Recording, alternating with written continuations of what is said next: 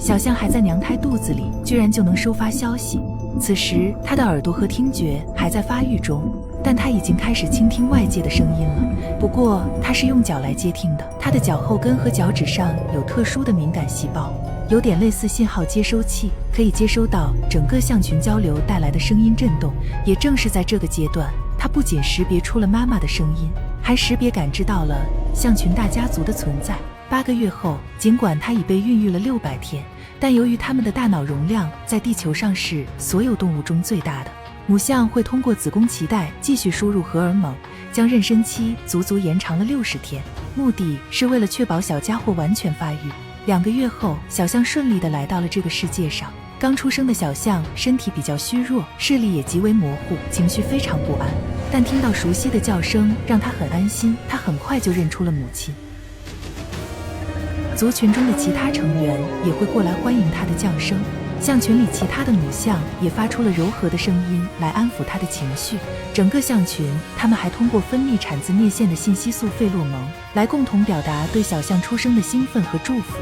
但整个大象群并没有太多的时间用来庆祝，因为分娩散发出的血腥气味在空气中传播很快，会引来嗅觉灵敏的猎狗和狮群。为避免打草惊蛇，保护小象，大象族群中经验丰富的成员迅速转移胎盘并掩埋，而其他大象则在小象身上覆盖泥土来掩盖气味。象妈妈则用乳质素来吸引小象站起来，鼓励它勇敢地跟上自己和象群，并尽快撤离此地。此时正值非洲酷暑干旱之际，刚出生的小象最大的威胁并不是附近的狮群，而是炎热导致的脱水。想要在旱季找到水源，需要发动整个家族的力量。聪明的象群家族首领早在旱季到来之前，就已经分配了好几个队伍，分头行动，四处寻找水源，也因此让整个族群被迫彼此分离。为了尽快找到维持生命的水源，象群必须一直前进。在42度的高温下，他们一天要走32公里，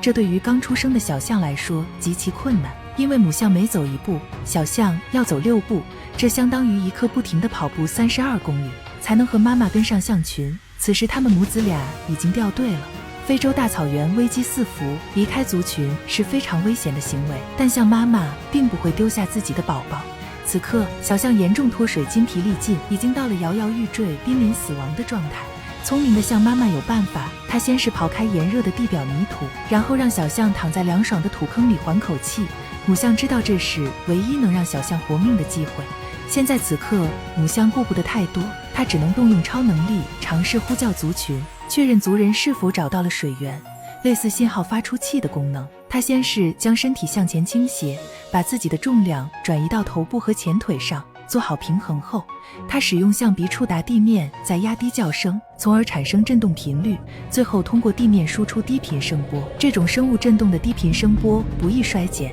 最远传播距离能环绕地球3圈。母象呼叫族群是否已经找到水源的声波已发出，随后它伸展开后脚，让后脚掌充分接触地面。它的脚后跟和脚趾上有特殊的敏感细胞，类似信号接收器的功能。脚上敏感的细胞感受着地面，很快就收到象群回应的振动低频声波。母象通过骨骼把声波传递到耳中，它识别了象群信息传来的方向，以及族群找到的水源位置是4.8公里外的地方。母象知道族人在催促他们母子，可眼下他的宝宝还在苦苦挣扎，但母象信心坚定。经过重重困难长途跋涉，在母象不离不弃的陪伴和引导下，终于他们母子抵达了目的地。小象也在生命之水的滋润下逐渐恢复了活力，它在水中欢快地玩耍。